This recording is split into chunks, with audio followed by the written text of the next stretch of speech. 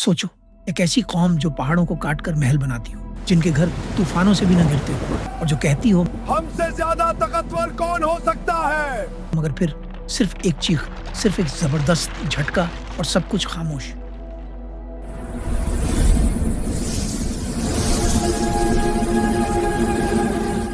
ये लोग बहुत ताकतवर थे, बहुत मालदार थे और अपने जमाने से काफी आगे थे। ये लोग पहाड़ों को काट कर घर बनाते थे ताकि कोई आफत उन्हें नुकसान न पहुंचा सके। दौलत, ताकत, लेकिन शुक्र नहीं आया उन्होंने। शिर्क शुरू कर दिया, जुल्म को आम बात बना दिया और फिर कहने लगे, अगर अल्लाह सच में है तो हम पर अजाब क्यों नहीं आता।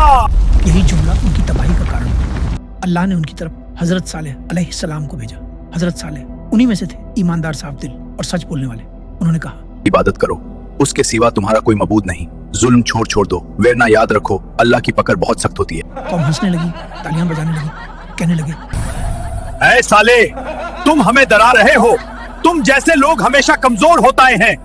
कुछ लोग जो सच समझ गए थे चुपचाप के साथ हो गए, लेकिन ज्यादातर लोगों ने इनकार कर दिया। कौम ने चुनौती दी, अगर तुम सच्चे नबी हो तो पहाड़ से जिंदा ऊंटनी निकाल कर दिखाओ। हजरत सालेह अलैहिस्सलाम ने दुआ की और अल्लाह के हुक्म से पहाड़ फट गया और उसमें से एक जिंदा, बड़ी और अजीब ऊंटनी निकल आई। सब देखते रह गए, सांस थम गई।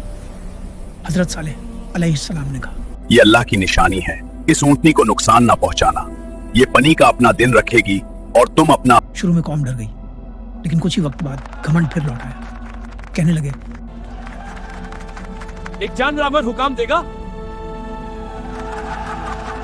आखिरकार 9 बदकिस्मत लोगों ने मिलकर उस ऊंटनी को मार डाला